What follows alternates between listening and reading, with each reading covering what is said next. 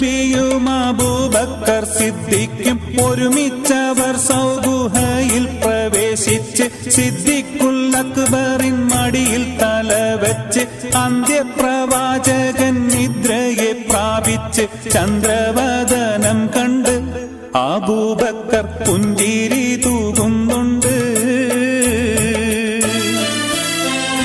പുഞ്ചിരി തൂകുന്നു, ചുറ്റിലും നോക്കുന്നു, പോതും പഴുതുമടയ്ക്കുന്നു. പഴുതൊന്നടയ്ക്കുവാൻ ശീലത്തുണ്ടില്ല, പാദവിരൽ കൊണ്ടമർത്തുന്നു.